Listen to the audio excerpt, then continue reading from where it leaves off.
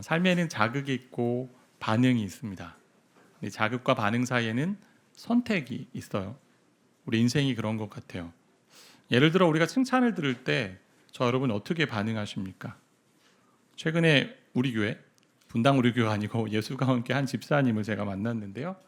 집사님은 분당 우리 교회에서 신앙생활 오래 하시다가 파송받아서 예수가 함께 오신 분이세요.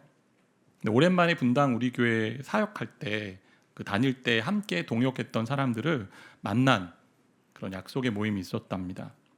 동역했던 분들이 대다수 29개 분립교회로 잘 흩어져서 잘 세워졌고 사역하고 있는 걸로 이제 그렇게 나누었는데, 함께 이제 그분들과 나누는 가운데 다른 교회로 파송 가신 분이 우리 교회 집사님에게 너는 왜 예수가운교회 가게 됐니? 이렇게 물었어요. 그래서 우리 집사님께서 나는 목사님이 잘생겨서 같이 이렇게 이야기를 했어요. 이야기를 듣던 이 다른 교회 성도님이 그 잘생긴 목사님이 너희 교회 목사님이었구나 이렇게 얘기를 한 거예요. 그래서 집사님이 예수가 함께 유튜브 채널에서 제가 설교하는 영상을 이렇게 보여드렸어요. 그랬더니 이분이 쫙 보시더니 아니야 내가 말한 잘생긴 목사님은 눈이 부리부리한 그분이야. 그럼 다른 영상을 보여주셨다라는 거예요. 제가 이런 칭찬을 들으면 저의 이제 반응이 생기지 않습니까? 우리 교회 집사님께는 감사하다는 말을 해야 될 것 같은데, 같이 있었던 그 다른 교회 성도님을 생각할 때는 또 다른 마음이 생길 수 있잖아요. 눈이 내가 작구나라는 생각할 수 있을 것 같고, 오늘 말씀도 동일한 얘기를 좀 하고 싶은데, 자극이 있는데 이 자극에 대한 전혀 다른 반응이 있는 말씀입니다. 가나안 정복을 했잖아요, 이스라엘 백성들이. 오늘 11장 마무리가 그 땅에 전쟁이 그쳤더라 이렇게 나와요. 11장 마무리가 처음 전투가 여리고성 전투였습니다. 그리고 아이성 전투로 이어지죠. 여리고와 아이는요, 가나안의 중부지방에 있었습니다. 그 중부지방 전쟁을 시작으로 해서 10장엔 남쪽 지역의 전쟁이 있어요. 그리고 오늘 본 11장은 북쪽 지역의 전쟁입니다. 그러니까 중부지방, 남쪽지방, 북쪽지방 해서 모든 지방의 전투를 다 이기면서 정복 전쟁이 이제 일단락되는 거죠. 이런 배경하에 이제 이 시대를 살아가는 우리에게 주시는 하나님의 말씀으로 우리 여호수아를 우리가 보기로 하지 않았습니까? 그래서 오늘은 두 가지 단어, 구절을 가지고 좀 생각해 보려고 하는데, 첫 번째는 듣고라는 이 단어, 그리고 가로치고 영접이 있죠. 듣고 우리가 행해야 될 모습이에요.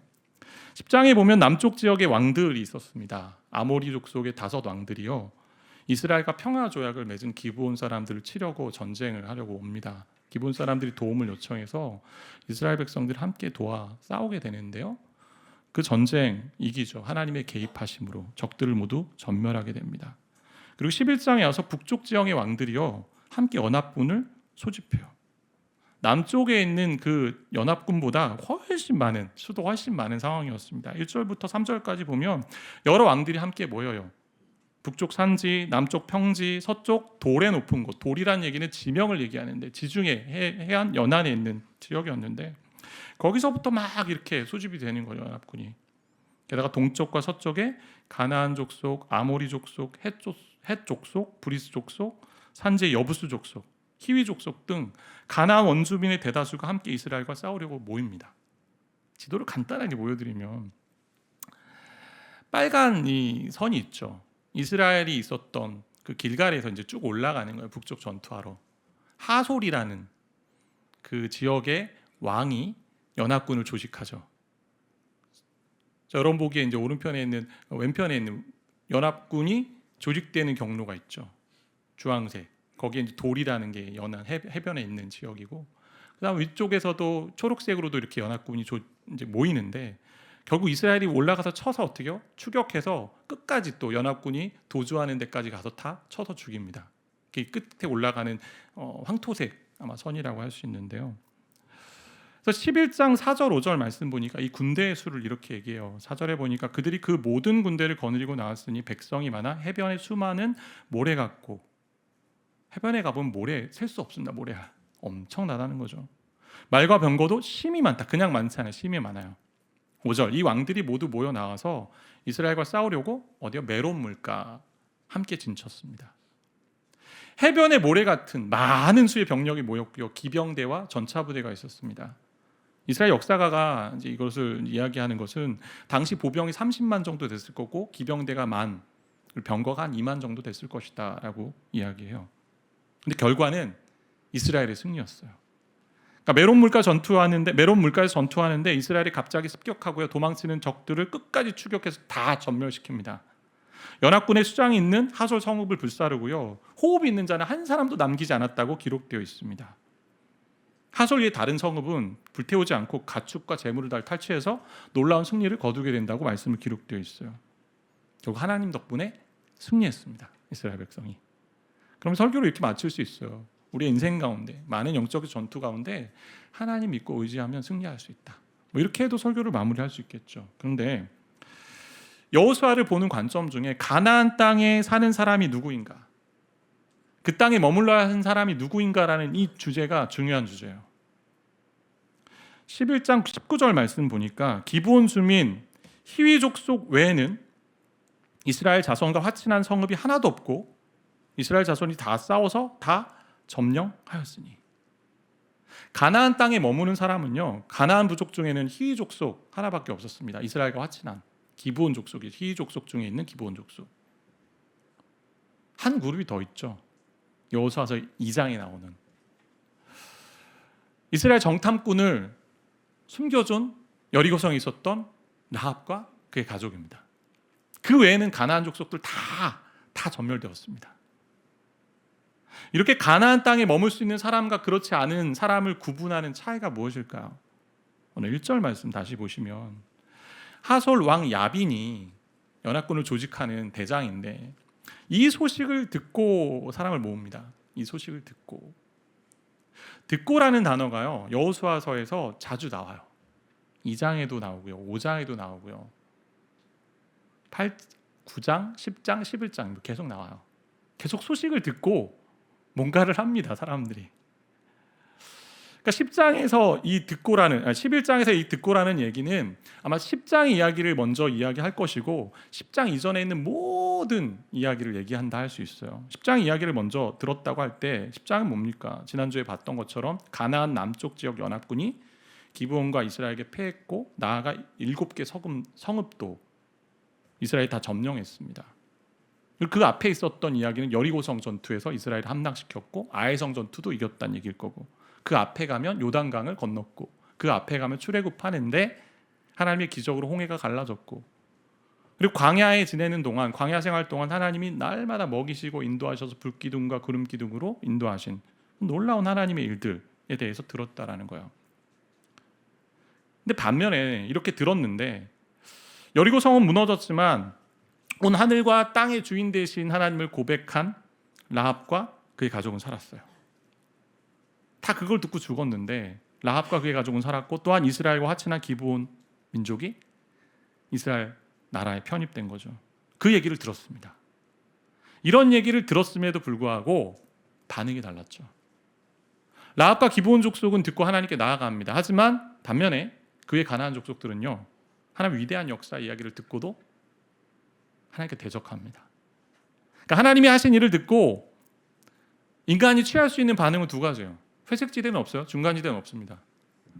하나님 대적하거나 거부하거나 반항하거나 아니면 하나님을 받아들이고 나아가거나.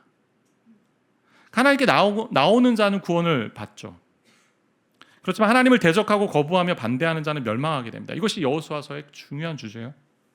심지어 이스라엘 백성이었지만 하나님 말씀에 불순종하고 자기 마음대로 하나님을 대적했던 아간도 진멸되었어요. 그게 하나님 심판의 모습이죠. 우리가 하나님의 심판을 이야기할 때 우리는 하나님 너무 무자비한 분이다 라고 생각할 때가 있어요. 공의로운 하나님 얘기하면 너무 무자비한 거 아니야? 그런데 하나님의 심판과 공의를 말할 때 우리가 생각해야 되는 점은요, 우리가 그러한 비참한 결과, 하나님의 심판의 비참한 결과를 보면서 그 심판이 일어날 수밖에 없었던 그 이면에 그보다 더 무서운 죄악이 얼마나 극심한지를 봐야 된다는 거죠. 얼마나 인간의 죄악이 지독하니 하나님 그렇게 심판하시는구나. 하나님께 나아가는 모습을요, 요한복음에서는 영접이라고 표현하죠. 받아들이는 거야. 그래서 하나님의 복음이 전해지면요, 나와 영접해야죠. 근데 아니면 어떻게 해요? 반항하고 저항합니다. 그렇게 반항하고 저항하는 이유가 무엇일까요? 오늘 11장에 가장 핵심 구절이라고 할 수 있는 말씀이 20절 말씀인데요. 이 말씀만 여러분 좀 많이 기억하면 좋을 것 같아요. 20절. 그들의 마음이 완악하여 가나안 족속, 하나님을 거절하고 거부하고 반항한 자들의 마음이 완악하여 이스라엘 대적하여 싸우러 온 것은 여호와께서 그리하게 하신 것이라 라고 되어 있어요. 새 번역에 보니까 이렇게 기록되어 있는데 같이 한번 읽어볼까요? 새 번역. 여호수아가 이들 원주민을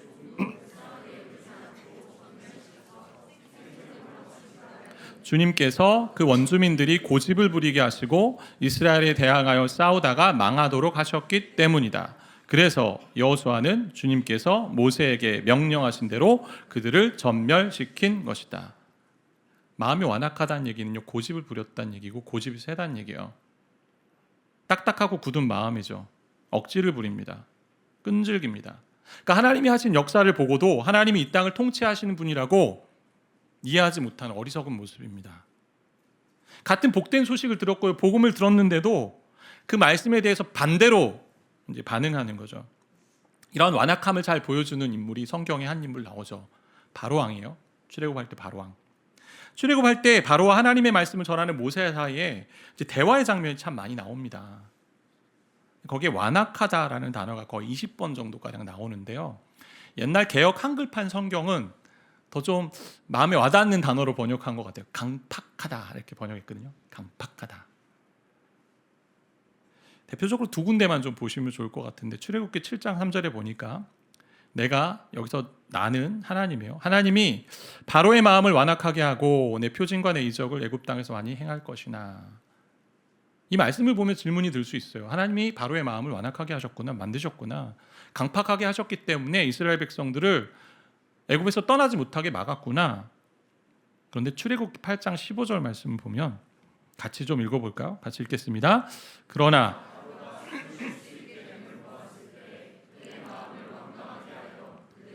듣지 아니하였으니 여호와께서 말씀하신 것과 같더라. 완악하다, 완강하다 다 비슷한 의미예요. 강팍하다. 그의 마음을 완악하게 만든 것이 15절에 보니까 애굽왕 바로 자신이라고 되어 있습니다. 20번 정도 나오는 이 완악하다, 강팍하다 이 단어가 초반에 10번 정도는 거의 바로가 자신의 마음을 완악하는 데 사용하고 있어요. 그리고 나중 10번 정도는요, 주로 하나님이 그의 마음을 완악하게 하시는 것으로 사용하고 있습니다. 그래서 하나님이 바로의 마음을 완악하게 하셨다는 것은요, 바로가 원래 가졌던 그 완악한 마음, 굳은 마음 그대로 내버려 두셨다라는 얘기예요. 하나님께서 바로를 나를 대적하라고 마음 준 게 아니라는 거죠. 죄의 길로 가는 그 바로를 그대로 내버려 두신 것입니다. 그게 하나님이 바로의 마음을 완악하게 하신 거예요. 모든 인간은 죄로 타락했기 때문에 하나님의 붙들어 주심이 없고 하나님의 자비하심과 인자하심이 없으면요, 누구나 다 강팍해집니다. 완악해집니다. 타락한 본성을 가지고 있기 때문에. 그러게 이러한 완악해지는 것의 책임은 누구에게 있다? 나에게 있다. 타락한 죄인이 나에게 있다. 로마서 1장이 그런 모습을 잘 보여줘요. 1장에 보면 24절부터 나오는 말씀이 있는데요. 잘 보세요. 제가 이제 강조한 구절을 잘 보시면 좋을 것 같은데, 그러므로 하나님께서 그들의 마음의 정욕대로 더러움에 내버려 두사. 26절. 이 때문에 하나님께서 그들을 부끄러운 욕심에 내버려 두셨으니 곧 그들의 여자들도 순리대로 쓸 것을 바꾸어 영리로 쓰며. 28절. 같이 읽겠습니다. 또한 그들이 마음에 하나님 두기를 싫어하매 하나님께서 그들을 그 상실한 마음대로 내버려 두사 합당하지 못한 일을 하게 하셨으니. 반복되는 구절이 내버려 두사입니다. 바로가 완악한 마음을 계속 품고 있도록 내버려 두신 것이 하나님이 바로를 완악하게 하신 거예요. 시작은 누굽니까? 바로에게서 시작됐습니다. 그러니까 하나님이 죄악 가운데 내버려 두시는 것이 가장 큰 심판이고요, 가장 큰 징벌입니다. 죄악과 정욕과 부끄러운 욕심과 타락한 마음을 그냥 내버려 두는 거예요. 그냥 그 길로 가라. 앞서 말한 것처럼 바로의 마음이 완악해진 부분은 초반부에는 주로 바로의 마음이 완악해졌다라는 데 사용한다고 제가 말씀드렸잖아요. 이 얘기는 뭐냐면 하나님이 바로에게 회개할 기회를 주신 거예요. 많이 주셨어요. 근데 그 기회를 바로가 사용하지 않고 완고해지니까 이제 하나님이 뒤에서 얘기하는 거죠. 내가 완악하게 하겠다는 거예요. 내버려 두겠다. 오늘 이제 공동체 성경 읽기 저희가 20분 전에 오면 읽을 수 있는데 오늘 느헤미야 9장 제가 이제 본문을 보다가 딱 맞았는데 느헤미야 9장 29절에도 이와 같은 말씀이 있어요. 이스라엘 역사를 이제 정리하면서 느헤미야가 하나님이 계속해서 선지자를 통해서 죄악의 길로 가고 있는 이스라엘 백성을 향해 말씀을 전합니다. 죄악에서 돌이켜라, 제발 돌이켜라. 엄하게 타이르며 경계합니다. 그럼에도 불구하고 이스라엘 백성이요 마음이 교만하여. 거의 9절에 9장 29절에 이런 말씀입니다. 사람이 준행하면 그 가운데에서 삶을 얻는 주의 계명을 듣지 않고. 그 말씀이 뭐냐면요, 지키면 그 가운데 생명을 얻는 게 말씀이에요. 근데 그 말씀을 듣지 않고 고집하는 어깨를 내밀며 등을 돌리고 목을 굳게 하여 듣지 않았다라고 되어 있어요. 이게 완악함의 모습이에요. 그런데 복음에 대한 반응은요, 완악한 마음으로 거부하는 자 어떻게 해요? 다 멸망한다고 되어 있어요. 복음에 대한 반응에 완악함으로 가면 다 멸망한다, 다 전멸된다라고 하는 이야기가 오늘 말씀 이야기입니다. 가나안 부족들처럼 믿지 않는 자에게 남겨진 것은 하나님의 형벌 저주밖에 없다라는 거죠. 그렇다면 저와 여러분의 마음 어떠십니까? 요즘 마음 어떠십니까? 완고한 가운데 듣기를 거부하지 않으십니까 혹시? 들었음에도 그냥 반항적으로 불순종한다면 우리도 멸망에게 갈 수 있습니다. 하나님 원하시는 뜻에 역행하는 행동하겠다고 결심하면 그 길은요 파멸의 길밖에 없습니다. 그래서 우리의 싸움은 눈에 보이는 전쟁이 아니에요. 눈에 보이지 않는 마음의 완악함과의 싸움이에요. 어떤 말씀에 대해서는 듣기 싫고요 굳은 마음으로 반응합니다. 근데 저와 여러분이 해야 될 일은 하나님 하신 일 듣고 복음의 말씀 듣고 하나님 찾아야죠. 하나님께 항복해야죠. 복음에 대한 진정한 반응은 뭐냐면 하나님 한 분밖에 없습니다. 예수님만이 나의 구원자이시고 나의 주인이십니다 하면서 나오는 항복의 마음밖에 없어요. 저와 여러분 그렇게 되기를 저는 소망하는 거예요. 하나님이 이제 전투를 명령하시면서 여호수아가 이스라엘에게 요청하시는 게 하나 있어요. 6절의 말씀 보시면 여호와께서 여호수아에게 이르시되 그들로 말미암아 두려워하지 말라. 하나님 너무 좋지 않으십니까? 두려워할 때 늘 두려워하지 말라고 또 격려해 주세요. 그리고 내일 이맘때 내가 그들을 이스라엘 앞에 넘겨주어 몰살시키리니. 너무나 감사하죠. 아주 시간까지 정해 놓으셨어요. 내일 다 전멸시킬 거야. 그러면서 주시는 말씀, 너는 그들의 말 뒷발에 힘줄을 끊고 그들의 병거를 불사르라 하시니라. 말 뒷발에 힘줄을 끊어버리면 말이 제대로 뛸지 못합니다. 농업용 정도로 쓰란 얘기예요.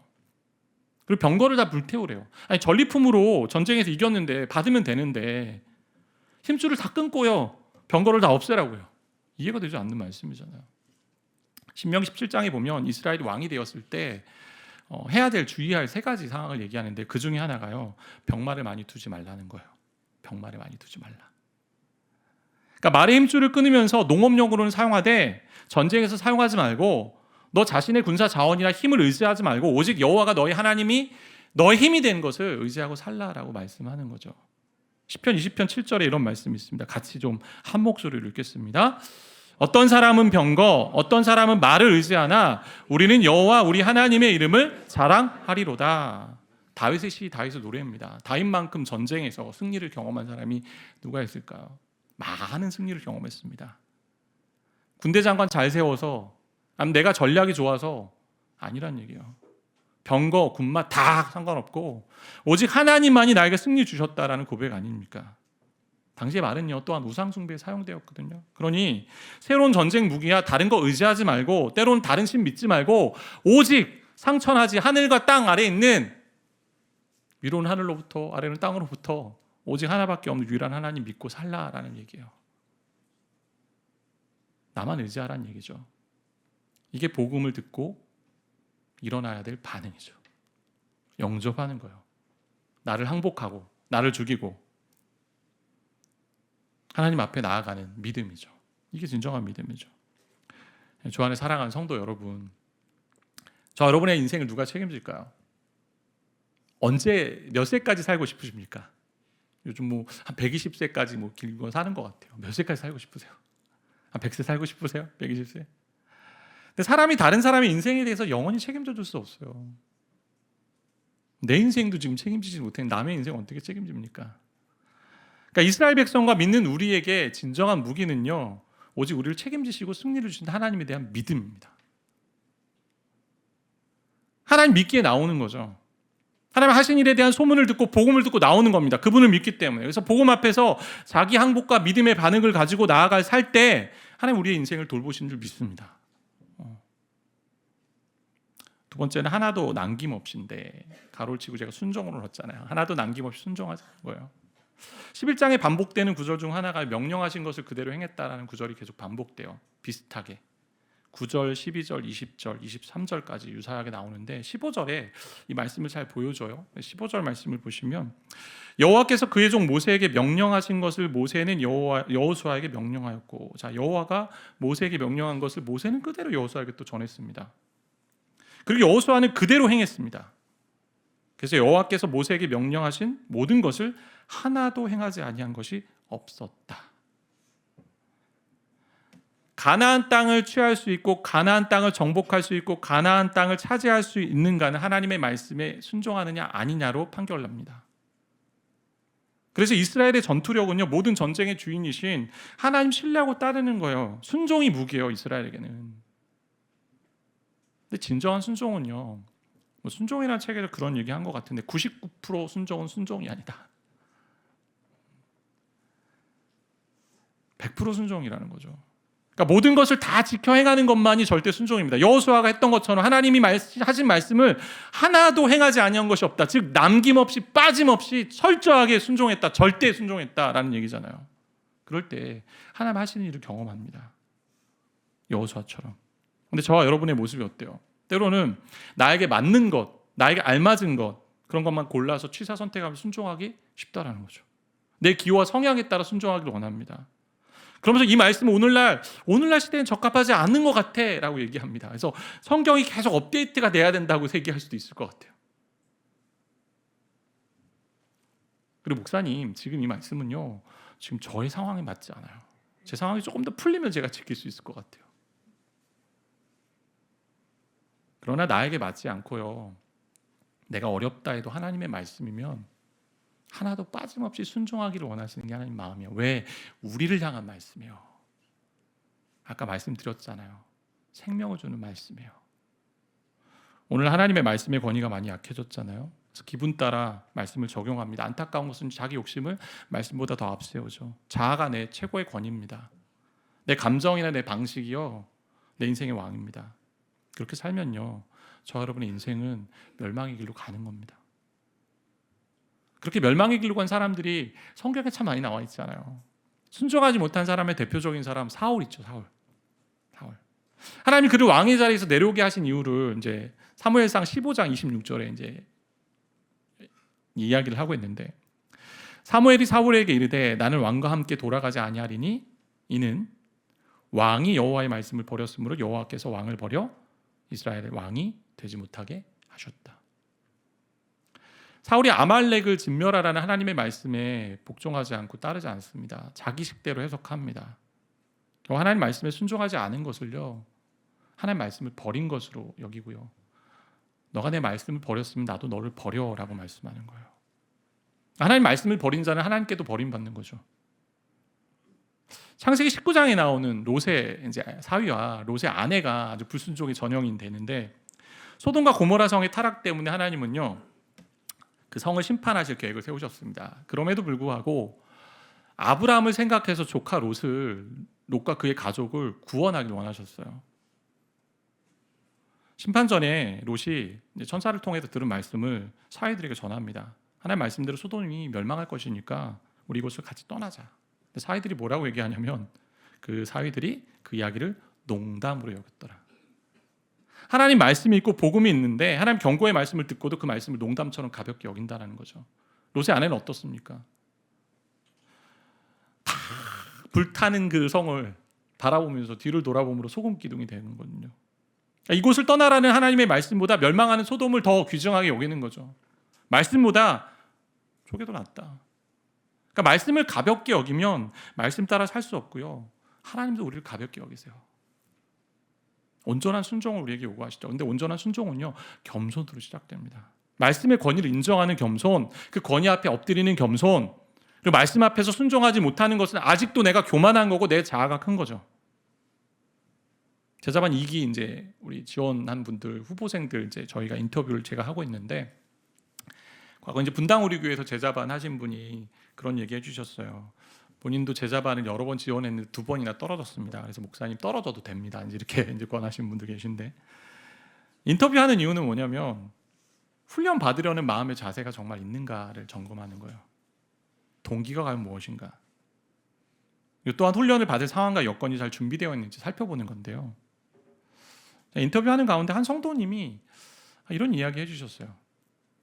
왜 지원하시게 됐어요? 라고 물었는데, 하나님 말씀에 순종해야 한다는 마음 가지고 지원하게 됐어요 하면서 이러한 순종을 위해 1년 6개월 동안 기도하셨대요. 제자반을 1년 6개월 동안. 부르심 가운데 이제 훈련할 마음을 주셨고, 마침 올해 여건이 돼서 내가 훈련을 받게 됩니다. 받기를 원합니다. 라고 얘기하시는 거죠. 한 분 성도님은 저희가 이제 기도 챌린지 하면서 또 원하는 분은 같이 일상기도라는 책을 읽고 있는데요. 네이버 밴드에 참 많이들 올리세요. 너무 감사해요. 저는 문장들을 이제 감동이 되는 문장을 올리는데, 이 한 분도 뭐 신앙생활 오래 하지 않았는데 이분이 일상기도라는 이 책을 읽으면서 기도가 뭔지를 너무 이제 잘 알 것 같다는 거예요. 많이 배우고 알아가는 것 같아요. 이 모든 모습이 하나님이 하신 말씀에 순종하는 마음이라 좀 여겨지거든요. 그러니까 그리스도의 제자로 살아가고자 하는 말씀에 대한 순종이 있고요, 하나님과 교제하고자 하는 그 기도에 대한 순종이 있는 거죠. 이런 성도들이 우리 교회에 있더라고요. 제가 인터뷰하면서 제자훈련의 목적이 무엇입니까? 라고 묻습니다. 제가 이제 제자훈련 청년들도 하고, 오늘 1부 때는 미국에서 같이 목회했던 청년 2명이 왔었는데 같이 이제 순장반도 하고 제자훈련했던 분들인데, 제자훈련하는 이유는 제자가 되기 위해서 하는 게 아니고 이미 제자가 된 자가 제자로 살지 못하니까 제자가 살아갈 수 있도록 돕는 이제 훈련인데요. 제가 청년들도 하고 장년들도 하면서 올해 좀 마음을 다시 주시는 것 같아요. 새로운 각성을 주셨는데 저도 점검하게 하신 거죠. 제자훈련 한 후의 열매는 뭘까요, 여러분? 주님이 복음서에서 누구든지 나를 따라오려거든 자기를 부인하고 자기 십자가를 지고 따르라고 말씀하십니다. 그게 제자의 모습인데 딱 한마디였어요. 저는 그 본문을 보면서 자기 부인이다. 그러니까 제자 훈련 한 9개월 동안 훈련 받으면서 훈련 후에 자기 부인이 없으면 그 훈련 잘못된 거고 제가 잘못 가르친 거고, 아직 시간이 안 된 것이고, 그러니까 하나님의 권위와 하나님의 말씀의 권위 앞에 온전히 자기를 순복하는 자기 부인이 없으면 내 마음은 완악한 마음일 수 있다. 그러니까 내 목소리는 없고요, 하나님 말씀만 있다, 이런 모습으로 가는 거죠. 비단 제자 훈련생에게만 적용되는 말씀 아니죠. 우리 모두가 다 제자잖아요. 자기를 부인하고 계십니까? 라는 질문에 뭐라고 답할 수 있을까? 저 자신을 돌아보게, 제가 정말 이 말씀 보면서 많이 회개했어요. 내 훈련 어떻게 왔지? 중세 한 수도원에 있었던 일인데요. 아마 성 프란체스코 수도사의 이야기로 알려져 있는 것으로 되어 있는데, 프란체스코가 워낙 유명하고 많은 이들이 이제 배우고 싶어서 이 수도사를 찾아왔습니다. 제자가 되고 싶다고 많은 사람이 왔어요. 그때 이 유명한 수도사가 그들에게 다음과 같은 과제를 주었습니다. 여기 있는 분들 내 말을 들으세요. 저기 수도원 밖에 가면 밭에 배추가 있는데 그 배추를 들고 밭에 가서 거꾸로 심고 다시 나한테 오길 바랍니다. 사람들이 모두 의아했어요. 이해할 수 없는 거죠. 배추를 거꾸로 심으라고? 왜 거꾸로 심으라고 그러지? 말이 되지 않는데. 그래서 어떤 사람들은 잘못 얘기한 거야. 대다수가 수도사의 말을 듣지 않고 배추를 똑바로 심었습니다. 소수의 사람만 수도사의 말대로 배추를 거꾸로 심었어요. 배추 심기가 끝나자 프란체스코 수도사가 제자가 되겠다고 온 사람들에게 이야기합니다. 저는 여러분에게 배추를 올바르게 심는 것을 보려고 했던 것이 아닙니다. 제가 보고자 했던 것은 여러분이 제 말에 얼마나 정확하게 순종하는가를 보려고 했습니다. 하나님 우리에게 말씀하시는 부분이 때로는 인간의 이성으로 좀 이해가 되지 않을 때도 있습니다. 내 감정으로 다 헤아릴 수 없을 때가 있습니다. 하지만 이해가 안 돼야 그분은 저와 여러분의 수준이 아닌 거예요. 만약 이해가 되면요, 내 수준입니다. 우리 하나님은. 그럼에도 하나님이요, 우리를 너무나 사랑하시고 우리를 잘 아시기 때문에 우리가 이해해서 알 수 있도록 인간의 수준의 언어로 말씀하신 것이 성경이죠. 너무나 감사한 거죠. 그래서 하나님의 말씀에 따라 하나도 남김없이 빠뜨리지 않고 순종하고 따를 때 하나님이 저와 여러분의 인생을 생명의 길로 온전하게 이끄실 줄 믿습니다.